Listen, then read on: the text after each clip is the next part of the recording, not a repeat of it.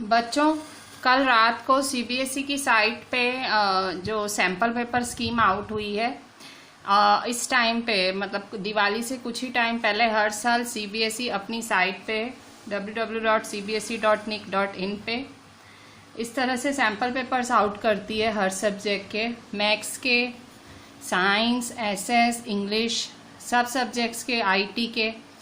तो वो आउट करती हैं इसी टाइम पे, हर साल इसी टाइम पे होता है। और इस साल भी भले कोरोना है, सीबीएसई ऑन टाइम रही है, इसका मतलब एग्ज़ाम ऑन टाइम होंगे, मतलब मार्च में जो सीबीएसई कह रही है वैसे ही होंगे। सो ये रात को ही पेपर स्टाइल आउट हुई है, मैं आपको अभी मैंने प्रिंट निकाल ली है। सो ये बेसिक की है, इसके बाद इसी तरह से स्टैंडर्ड की भी आउट हुई है, ठीक है। So this is for maths standard, ठीक है। सो इस तरह से सीबीएसई ने रात को आउट किया है सैम्पल पेपर।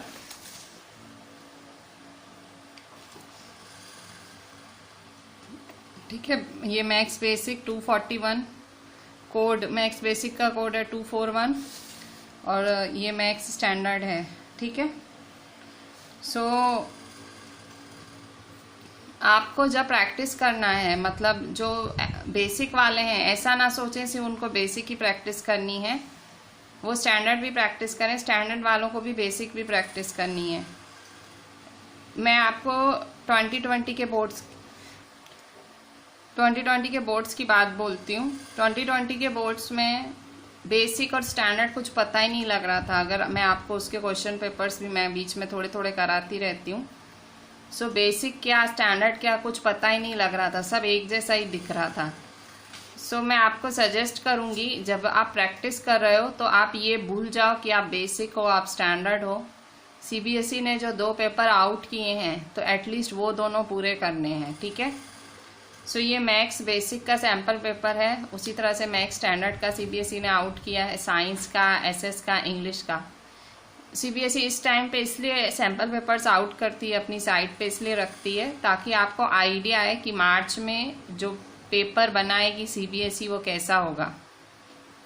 जो पब्लिकेशंस वाले हैं वो भी पूरे इन्हीं साइट्स पे चलते हैं, मतलब क्योंकि फाइनल जो हायर अथॉरिटी तो सीबीएसई ही है, ठीक है। सो अभी जैसे सीबीएसई ने आउट किया है, अब 1 महीना रख के जो पब्लिकेशंस हैं अलग अलग, अब वो लोग अपने सैम्पल पेपर्स आउट करेंगे, क्योंकि वो भी वेट करते हैं कि सीबीएसई का पैटर्न क्या है इस साल। सो ये मेरे हाथ में अभी मैथ्स बेसिक है। सो ये मैथ्स बेसिक का रात को ही आउट हुआ है, ठीक है। सो ये देखो 80 मार्क्स का, maximum marks 80, class 10 maths basic, और this is sample question paper 2020-21, ठीक है। अभी भी जो लोग सोए हुए हैं, अभी भी जिनको बोर्ड की सीरियसनेस का अंदाज़ा नहीं है, जस्ट वेकअप। सीबीएसई अपने टाइम पे ही है, इसी टाइम पे हर साल आउट करती है, इस साल भी यही टाइम है। मुझे लगा था लेट नहीं किया, मतलब मार्च में एग्जाम्स होंगे। अब यहाँ देखो, this question paper contains 2 parts A and B. इस क्वेश्चन पेपर में ए और बी पार्ट्स हैं। Both part A part B have internal choices. इस बार ये अच्छी बात है, सब में ऑप्शंस बहुत आए हैं। इंटरनल चॉइसेस मतलब अंदर ही अंदर ऑप्शंस बहुत मिले हैं इस बार ही। पार्ट ए, अब पार्ट ए के बारे में, it consist of 2 sections 1 and 2। Part A में 2 सेक्शंस है, 1 और 2। सेक्शन 1 है 16 क्वेश्चंस, सेक्शन 1 में 16 क्वेश्चन है, और उनमें से उन 16 क्वेश्चंस में से 5 क्वेश्चंस में इंटरनल चॉइस दी गई है, मतलब 5 क्वेश्चन में और दिया गया है। Section 2 has 4 case study based questions. अब ये नया आया है इस साल, केस स्टडी बेस्ड क्वेश्चंस। पिछले साल नहीं था, पर मेरे को लगता है कोरोना की वजह से इस साल सीबीएसई ने ये नई चीज़ लाई है, और ये स्टूडेंट्स के फ़ायदे के लिए ही होगी, मतलब इसमें मार्क्स स्कोर ही कर पाओगे तभी लाई है सीबीएसई। सो 4 केस स्टडी बेस्ड क्वेश्चंस हैं। Each case study has 5 case-based sub-parts and examinee is to attempt 4 out of 5 sub-parts। मतलब 4 केस स्टडीज हैं टोटल। 4 केस स्टडीज में एक केस स्टडी के 5 क्वेश्चंस हैं, उन 5 में से 4 अटेम्प्ट करने, मतलब सब में चॉइसेस हैं, मतलब 4 जा 16, मतलब 16 मार्क्स के केस स्टडी क्वेश्चंस। ये नई चीज़ आई है, ठीक है। केस स्टडी पिछले साल नहीं थी, केस स्टडी पिछले किसी भी साल नहीं थी, इसी साल सीबीएसई ने डाली है और कोरोना की वजह से डाली है। ये आपके लिए स्कोरिंग ही होगा, ठीक है, इसको देख के घबराना नहीं।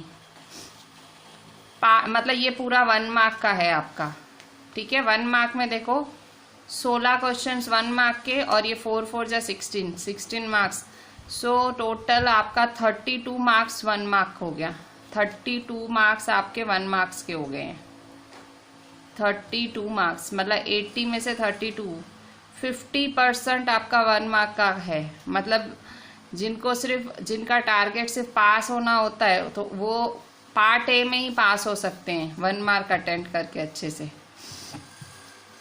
Part B, question 21 to question 26 are very short, 2 marks. जो 21 से 26 हैं 2 मार्क के क्वेश्चन हैं। 27 से 33 3 मार्क के हैं। 34 से 36 5 मार्क के हैं। इस बार 5 मार्क के डाले हैं सीबीएसई ने क्वेश्चंस। 5 मार्क्स के क्वेश्चंस होते नहीं थे, इसी साल 5 मार्क के क्वेश्चंस ऐड किए हैं। मतलब जो है मार्क्स बढ़ाई है आपके लिए, ठीक है। जो 3-4 मार्क के होने चाहिए उनको सीधा 5 मार्क का कर दिया है। सो ये भी एक कोरोना का ही इफेक्ट है कि आपके लिए स्कोर बढ़ाया है सीबीएसई ने। Internal choice is provided in 2 questions of 2 marks, 2 questions of 3 marks and 1 question of, यहाँ कट गया है, 1 question of 5 marks, 1 question of 5 marks. मतलब सब में इंटरनल चॉइस दी हुई है, ठीक है। सो ये आपका पेपर स्टाइल है इस साल का बोर्ड्स 2021 का, जो आप दोगे बाय सीबीएसई ओनली, ठीक है। सीबीएसई का ही है, मैं मेरे घर से नहीं लाई हूँ। This is by CBSE. उसकी सीबीएसई की साइट पे जाके यू कैन चेक दिस।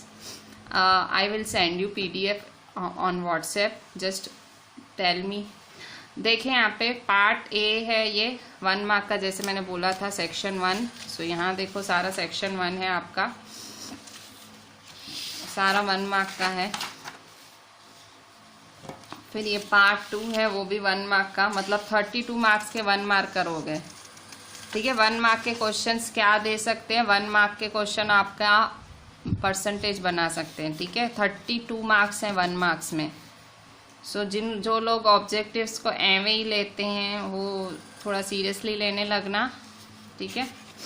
सो मैं अभी क्या कर रही हूँ, मैं आपको प्रैक्टिस कराना चालू कर रही हूँ यही सैम्पल पेपर्स, ठीक है, क्योंकि हर सब्जेक्ट के सैम्पल पेपर प्रैक्टिस हो जाने चाहिए। बच्चों हमने अभी तक जो मैथ्स में पेपर्स और मैथ्स में जो चैप्टर्स कवर किए हैं, हमने अभी तक ये सारे चैप्टर्स कवर किए हैं। 1 2 3 4 6 7 8 9 14 15, मतलब 15 में से 10 चैप्टर्स हमने कवर कर लिए हैं। तो मैं जो ये आपको सॉल्व करा रही हूँ इन 10 चैप्टर्स में से ही कराऊंगी। वो 5 चैप्टर्स अभी मैं छोड़ रही हूँ, पर एटलीस्ट आपको पता लगे, अभी से ही पेपर स्टाइल की आइडिया है, इसलिए मैं आपको ये सॉल्व करा देती हूँ, ठीक है। So I am starting with solving the paper.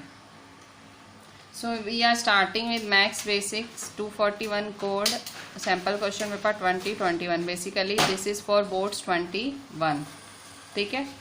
सो यहाँ देखो part A. So part A में सेक्शन 1 जिसमें 16 क्वेश्चंस 1 मार्कर हैं। सो पार्ट ए सेक्शन 1 का first number, express 156 as the product of primes. 1 mark का क्वेश्चन है, आपको कह रहा है 156 को प्राइम्स के प्रोडक्ट में लिखो। So very simple question, I am answering it. So here I go. So ठीक है, so this is my first question. क्या है मेरा फर्स्ट क्वेश्चन, 156 को प्रोडक्ट ऑफ प्राइम्स में लिखना है। सो मैं 156 के फैक्टर्स निकाल लूँगी। 2 7 जा 14, 2 8 जा 16, 2 3 जा 6, 2 9 जा 18, 3 1 जा 3 3 जा 13 1 जा। ये मैं प्राइम फैक्टर्स बोल रहा है, हमेशा मिनिमम 2 से चालू करने का। 2 3 5 7 11 13 वैसा आपका सीक्वेंस होना चाहिए। सो 156 के फैक्टर्स क्या हुए, प्राइम फैक्टर्स क्या हुए। सो 156 इज इक्वल टू 2 कितने हैं, 2 बारी, 3 एक ही है 13। तो ये हुआ आपका फर्स्ट नंबर, ठीक है। हम कर रहे हैं sample question paper 20 20 21 241 max basic. ठीक है, अब सेकंड नंबर देखते हैं। सेकंड नंबर क्या बोल रहा है आपका? सेकंड बोल रहा है write a quadratic polynomial sum of whose zeros is sum SUM sum of whose zeros is 2 and product is -8।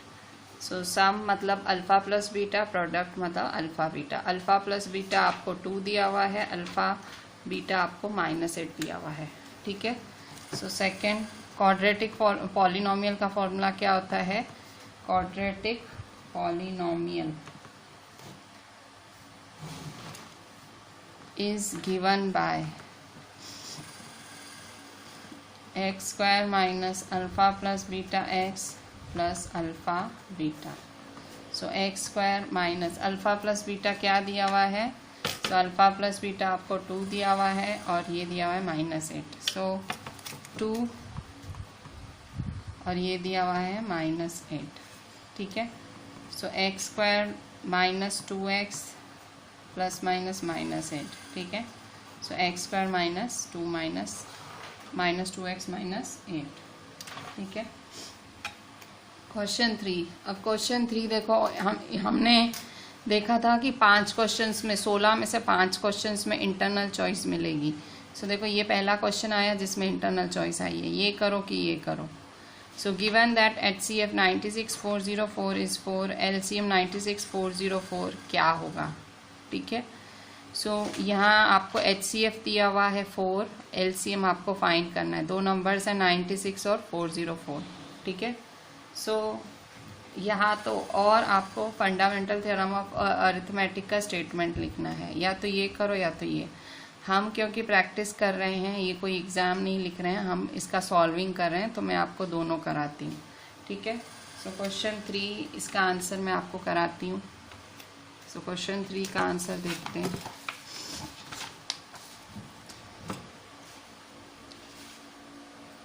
ये जो क्वेश्चन पेपर पूरा मेरे हाथ में है, सिर्फ क्वेश्चन पेपर। ठीक है, टोटल 11 पेजेस का क्वेश्चन पेपर है। ये 11 पन्ने हैं मेरे हाथ में।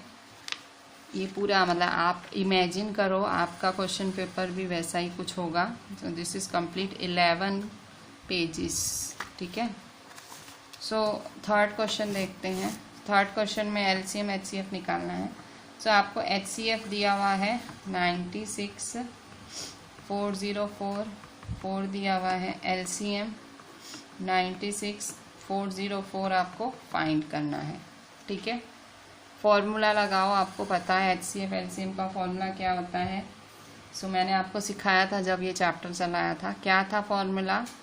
HCF into LCM is equal to product of 2 numbers. A multiply B नहीं लिखते थे, product of 2 numbers A multiply B। So HCF क्या है मेरा? 4। LCM मुझे फाइंड करना है और 2 नंबर्स कौन थे? 96 और 404। सो 96 404। सो LCM 96 4। CBSE के जो पेपर सॉल्व करोगे तब आप भूल जाना कि आप स्टैंडर्ड लिया है कि आपने बेसिक लिया है। CBSE ने जो भी आउट किया है, चाहे स्टैंडर्ड में चाहे बेसिक में, वो आपको दोनों अच्छे से प्रैक्टिस कर लेना है। कुछ भरोसा नहीं है, मैं पिछले साल के बारे में फिर से बता रही हूँ। स्टैंडर्ड का पेपर स्टैंडर्ड का लग ही नहीं रहा था, वो ऐसा लग रहा था बेसिक का है। बेसिक का पेपर मुझे बेसिक का लगा ही नहीं, मुझे लगा स्टैंडर्ड का है। ठीक है, सो नथिंग इज, आप कुछ बोल ही नहीं सकते हो। सो आप अच्छा है कि 2 अगर पेपर स्टाइल है तो दोनों प्रैक्टिस कर लो। ठीक है, मैथ्स में तो प्रैक्टिस करो तो कभी खाली नहीं जाती। अच्छा, यहाँ देखो कट शॉर्ट करो। सो यहाँ देखो 4 1 जा, सो देखो 4 2 जा 8, 1 बचा, 4 4 जा 16। सो ये हुआ 24 मल्टीप्लाई 404। ठीक है, सो 24 को 404 से मल्टीप्लाई करते हैं, just multiply it. So answer क्या है आपका? 9696। ठीक है, सो ये आपने थर्ड नंबर किया। मैंने आपको कहा हमें इसका और भी करना पड़ेगा। ठीक है, सो हम इसका और भी करते हैं। और में क्या पूछा है? सो थर्ड का और भी करते हैं। ठीक है, सो थर्ड का और है फंडामेंटल थ्योरम ऑफ अरिथमेटिक का statement. State the fundamental theorem of arithmetic. So क्या था उसका स्टेटमेंट? एवरी composite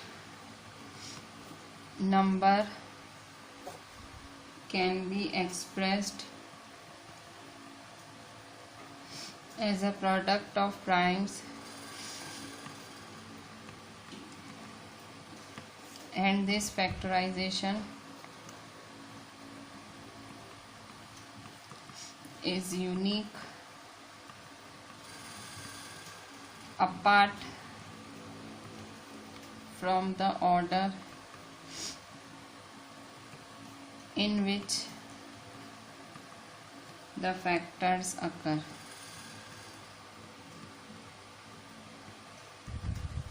ठीक है, सो ये है आपका statement arithmetic fundamental theorem of arithmetic या एफटीए का। Every composite number can be expressed as a product of primes and this factorisation is unique apart from the order in which the factor occurs. तो आपको या तो exam में इसमें से करना है, पर अभी आप दोनों करोगे। ठीक है, अभी हम देखते हैं फोर्थ नंबर है, पिछले पेज पे है। ठीक है, सो फोर्थ नंबर है आपका पिछले पेज पे। On comparing the ratios of coefficient देखना है आपको। Find out whether the pair of equations x minus 2y is equal to 0, 3x plus 4y minus 20 is equal to 0 is consistent inconsistent. मैंने आगे ये चैप्टर में कराया था कि कंसिस्टेंट इनकंसिस्टेंट क्या होता है, उसके लिए टेबल भी बनवाई थी। सो उसके लिए आपको रेशियोज़ को कंपेयर करना है, A1/A2, B1/B2 और C1/C2। फिर आपको बताना है वो कंसिस्टेंट है कि इनकंसिस्टेंट। बच्चों चैप्टर 3 पे देखो, ये मैंने आपको कराया था, ये चैप्टर 3 है, NCERT पेज 46 है। सो यहाँ देखो कंसिस्टेंट और इनकंसिस्टेंट मैंने आपको कराया था कि कंसिस्टेंट इनकंसिस्टेंट कब होता है। कंसिस्टेंट तब होता है जब यूनिक सॉल्यूशन होता है, कंसिस्टेंट तब होता है जब इनफाइनाइटली मैनी सॉल्यूशन होता है। इनकंसिस्टेंट कब होता है, जब पैरेलल होगा। ठीक है, सो यहाँ देखो, यहाँ पे ये बॉक्स के हिसाब से मतलब कंसिस्टेंट कब होगा, जब A1/A2 is not equal to B1/B2 तब कंसिस्टेंट होगा, और A1/A2 is equal to B1/B2 is equal to C1/C2 होगा, तभी भी कंसिस्टेंट होगा। तो ये और ये केस में कंसिस्टेंट होगा और ये केस में इनकंसिस्टेंट होगा। ठीक है, सो हम अगर मुझे ये कंडीशन मिलती है तो भी मैं कंसिस्टेंट लिखूंगी, अगर मुझे ये कंडीशन मिलती है तो भी मैं कंसिस्टेंट लिखूंगी, और अगर ये कंडीशन मिलती है तो मैं इनकंसिस्टेंट लिखूंगी। ठीक है, सो मैंने आपको दिखा दिया, अब मैं करती हूँ। सो मैं कर रही हूँ फोर्थ नंबर। ठीक है, फोर्थ नंबर में कह रहे हैं रेशियोज करके कंसिस्टेंट इनकंसिस्टेंट बताओ। So fourth, x minus 2y is equal to 0, 3x plus 4y minus 20 is equal to 0। अगर आपको याद हो तो हम A1x plus B1y plus C1 is equal to 0 ऐसे कंपेयर करा करते। तो x के बाजू वाला A1 हुआ मतलब 1 हुआ, y के बाजू वाला -2 हुआ मतलब -2 B1, C1 है ही नहीं। ठीक है, सो 0। इसी तरह से x के बाजू वाला A2 हुआ और y के बाजू वाला 4 हुआ और -2 क्या हुआ, C2। ठीक है, सो सबका रेशियो निकालो। A1/A2 क्या है, 1/3। ठीक है, B1/B2 क्या है, -2/4, 2 1 जा 2 2 जा -1/2। फिर C1/C2 0/-2, तो क्या होगा, 0। तो देखो कोई भी इक्वल ही नहीं है, तो देखो इसके लिए वो पहली वाली condition A1/A2 is not equal to B1/B2 match हो रही है, तो इसका मतलब ये कंसिस्टेंट है। So A1/A2 is not equal to B1/B2, so the pair of equations is consistent. ठीक है, कंसिस्टेंट है। अच्छा, इसके बाद एक और है, ये बहुत ही एक सिंपल सा क्वेश्चन है, कॉमन सेंस वाला। फिफ्थ नंबर है, if A and B are coprime numbers then find the HCF AB। अगर AB को प्राइम है तो HCF AB फाइंड करो। सो अगर दो नंबर को प्राइम है सो HCF 1 ही होता है। को प्राइम मतलब दोनों में कुछ भी कॉमन ना हो, तो दोनों में कुछ भी कॉमन हो, तो ये तो बहुत ही कॉमन सेंस वाला क्वेश्चन है। क्वेश्चन 5 का आंसर सिंपली 1 होगा कि अगर दोनों के बीच दोनों को प्राइम है तो आंसर 1 होगा। ये चैप्टर 1 में ये बात आई है, चैप्टर 1 की ये बात है, चैप्टर 1 हमने किया है, उसमें है ये कि क्वेश्चन 5 कि if A and B are coprime numbers then HCF AB is equal to 1.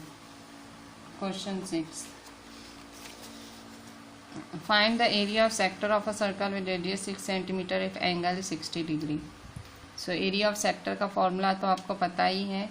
Question 6 में देखो 2 क्वेश्चन है, ठीक है। सो एरिया ऑफ सेक्टर का फॉर्मूला हमें पता है, क्या है formula, pi are square theta upon 360 हमारा फॉर्मूला है, ठीक है।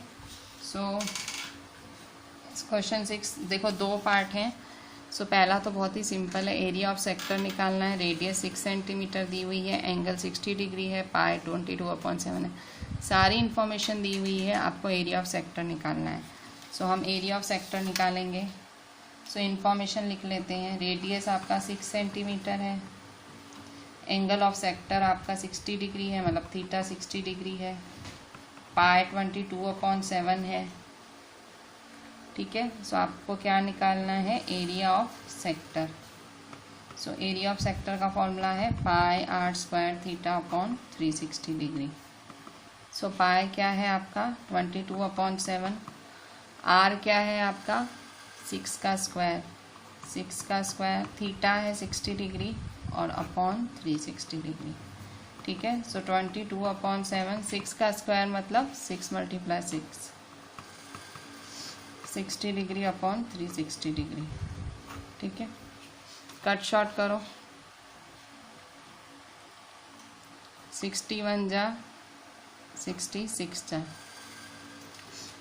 ठीक है। फिर 6 1 जा 6 1 जा, 22 × 6/7, ठीक है।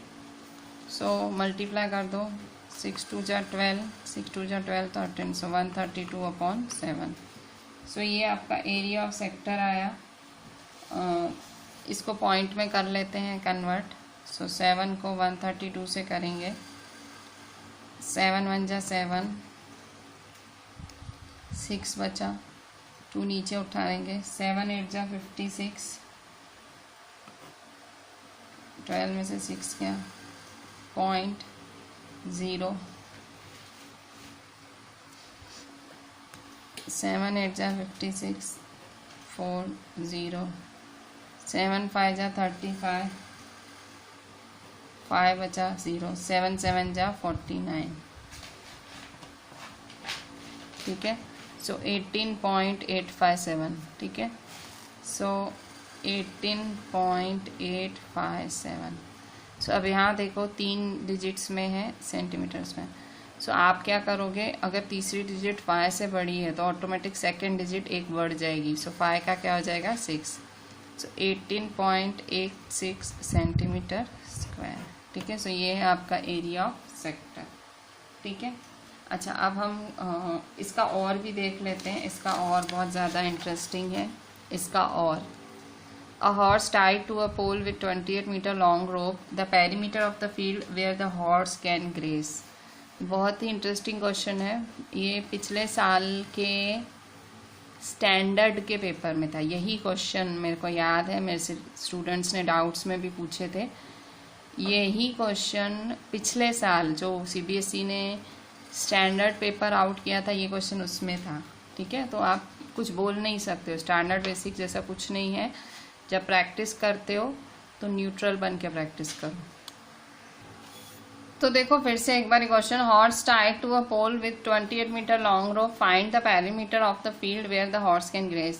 एक हॉर्स है, वो पोल से बंधा हुआ है और डोरी की लंबाई है 28 मीटर, ठीक है। Tied to a pole with 28 metre long rope, डोरी की लंबाई 28 मीटर है। बताओ कि उस फील्ड का पेरीमीटर कितना होगा कि हॉर्स घास चर पाएगा, घास को ग्रेस कर पाएगा। सो अब देखो यहाँ पे सपोज कि ये हम और कर रहे हैं, ठीक है। ये हम कर रहे हैं और क्वेश्चन 6 का। सो और क्वेश्चन 6, देखो सपोज कि ये हॉर्स है आपका, अच्छा ये पोल है, ठीक है। सो हॉर्स यहाँ से बंधा हुआ है, खूंटे से बंधा हुआ है, ठीक है। सो ये खूंटे से बंधा हुआ है, ये पोल है, ये खूंटा है। सो ये डोरी है, यहाँ हॉर्स बंधा हुआ है, ये हॉर्स है आपका, ठीक है। ये हॉर्स है, ये हॉर्स है। सो हॉर्स देखो ऐसे बंधा हुआ है, ठीक है। ये सेंटर हुआ, मतलब ये जो जहाँ से बंधा हुआ है वो सेंटर है। यहाँ इतनी डोरी है, ये डोरी की कितनी लेंथ है 28 मीटर। सो अब कितना चढ़ पाएगा ये घोड़ा, कितना चढ़ पाएगा, देखो ऐसे इतना इतना इतना ऐसे, मतलब ऐसे वो गोलाई में चढ़ पाएगा। सो हमें क्या फाइंड करना है, हमें पेरीमीटर, तो हमें किसका पेरीमीटर फाइंड करना है, सर्कल, क्योंकि घोड़ा ऐसे इतनी एरिया में चढ़ पाएगा, मतलब अपनी गोलाई के एरिया में चढ़ पाएगा। सो पेरीमीटर ऑफ फील्ड, ये जो मैं स्टैंडर्ड की बात कर रही थी वो थोड़ा सा ज़्यादा ट्विस्टेड था, मतलब बड़े क्वेश्चंस में था, ये छोटे क्वेश्चंस में है, छोटा क्वेश्चन है। Perimeter of field where horse can graze, मतलब हुआ क्या, सर्कल है, ये फील्ड क्या होगी, circle, where horse can graze is equal to 2 pi R. Perimeter of circle का फॉर्मूला होता है 2 पाई आर। सो 2, इन्होंने पाई की वैल्यू आपको दी हुई है 22/7 क्वेश्चन में, और आर क्या दिया हुआ है 28, ठीक है। सो कट शॉर्ट करेंगे। सो 7 1 जा 7 4 जा 28, 2 22 4, ठीक है। मल्टीप्लाई कर दो। सो 2 22 जा 44, 4 जा 4 4 जा 16, 176 सेंटीमीटर। सो हॉर्स इतना ग्रेस कर सकता है। नेक्स्ट क्वेश्चन देखो, सेवंथ है आपका, इन the given figure DE parallel BC। Question 7 देखते हैं। इन the given figure DE parallel BC, इस फिगर में DE और BC पैरेलल हैं। DE पैरेलल BC है, ADE 70 डिग्री है। सो ADE 70 डिग्री, ये 70 डिग्री है, D है ना, सो ADE 70 डिग्री है। BAC 50 डिग्री है, देन एंगल BCA। अगर ये चैप्टर ट्रायंगल्स चैप्टर में से है, पर आप एक बचपन का लॉजिक है ना, 7th स्टैंडर्ड का लॉजिक, वो लॉजिक लगाना है ऐसा देखा जाए तो। क्वेश्चन में इन्फॉर्मेशन क्या है, क्वेश्चन 7 की पहले मैं इन्फॉर्मेशन लिखती हूँ, फिर मैं आपको सम्स करा देती हूँ। सो क्वेश्चन 7 में क्या दिया हुआ है, क्वेश्चन 7 एक ट्रायंगल दिया हुआ है। सो ट्रायंगल बना लेते हैं, फिगर दी हुई है तो बना, 1 मार्क की है, ठीक है। सो एक रफ फिगर तो बना ही सकते हैं, DE। अच्छा क्या दिया हुआ है, DE पैरेलल BC, ठीक है। सो DE पैरेलल BC दिया हुआ है। सो DE parallel BC, ADE 70 degree, ADE क्या है 70 डिग्री। फिर BAC 50 डिग्री है, BAC 50 डिग्री, ठीक है। BAC क्या है 50 डिग्री है। सो ADE 70 डिग्री है, BAC है 50 डिग्री। तो आपको फाइंड क्या करना है, आपको BCA फाइंड करना है, BCA, ठीक है। सो BCA फाइंड करना है। तो कैसे फाइंड करोगे, तो देखो एंगल सम प्रॉपर्टी पता है आपके पास, A 50 डिग्री है, B आ जाए तो एंगल सम प्रॉपर्टी से C आ जाएगा। अब देखो यहाँ DE पैरेलल BC क्वेश्चन में दिया हुआ है ना क्वेश्चन में, तो आपको पता है अगर लाइन पैरेलल हो तो करस्पॉन्डिंग एंगल्स क्या होते हैं, इक्वल। करस्पॉन्डिंग एंगल मतलब एक छोड़ के एक, ठीक है। अगर ये अगर 70 है तो ये छोड़ो तो ये भी क्या होगा, ये भी होगा 70, पता है ना करस्पॉन्डिंग एंगल्स, ठीक है। So angle ADE is equal to angle ABC। So because corresponding angles कब होते हैं, जब लाइन पैरेलल होती है तो करस्पॉन्डिंग एंगल्स होते हैं। सो ADE 70 है तो ABC भी क्या होगा 70। So therefore ABC is equal to 70 degree. तो ABC भी क्या हो गया 70 डिग्री। तो बस अब तो मिल गया, आपको A है, आपको B है, C निकाल लो एंगल सम प्रॉपर्टी से, ठीक है। So in triangle ABC angle A plus angle B plus angle C is equal to 180 degree by angle sum property. So A क्या है आपका 50, बी क्या है 70, सी आपको फाइंड करना है। सो 50 प्लस 70 है 120,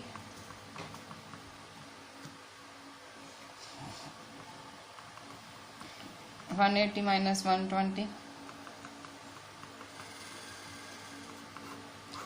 सो एंगल सी क्या है 60 डिग्री। एंगल सी का मतलब BCA, ठीक है, एंगल सी मतलब BCA is equal to 60 degree. So ये हुआ क्वेश्चन 7। अब इसका और देख लो। और in the given figures AD is equal to 2 centimetre, BD is equal to 3 centimetre, AE is equal to 3.5, AC is equal to 7। अब ये आपको किससे सॉल्व करना, ये पूछ रहा है क्या DE पैरेलल BC है, क्या DE पैरेलल BC है। सो ये आपको कन्वर्स ऑफ BPT या कन्वर्स ऑफ थेल्स थ्योरम से प्रूव करना पड़ेगा। तो कन्वर्स ऑफ थेल्स थ्योरम या कन्वर्स ऑफ BPT से कैसे सॉल्व करेंगे। अगर AD अपॉन DB उसका आंसर AE अपॉन EC के इक्वल आता है तो DE पैरेलल BC होगा, ठीक है।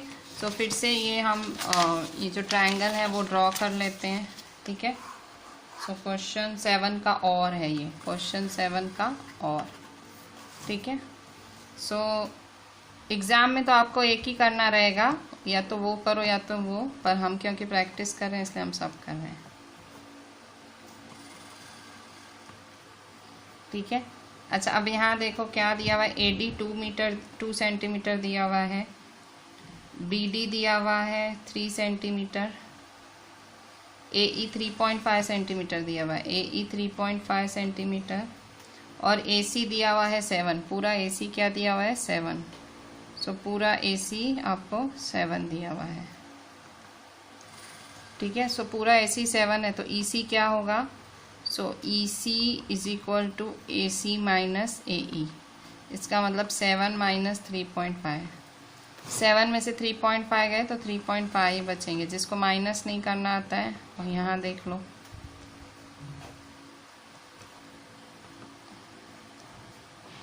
सो EC 3.5 आया। बस अब चेक कर लो। सो AD अपॉन DB को पहले चेक करो। सो AD अपॉन DB का आंसर क्या होगा 2/3, ठीक है। और AE अपॉन EC का आंसर 3.5/3.5। सो 3.5 1 जा। सो देखो इसका 2/3, इसका 1, तो क्या ये दोनों इक्वल हैं। So AD upon DB is not equal to AE upon EC। So DE is not parallel to BC। So DE is not parallel to BC, ठीक है। सो ये है आपका क्वेश्चन 7, ठीक है। सो इसके साथ ही आज मैं एंड करती हूँ। This was part 1 of your paper solving, CBSE paper solving. So will try to do the whole chapter, पर अभी तक जो मैंने चैप्टर्स कवर नहीं कराए उनके अलावा I will do everything. Then फिर वो सारे चैप्टर्स हो जाएंगे, हम वो भी करेंगे, ठीक है। Thank you.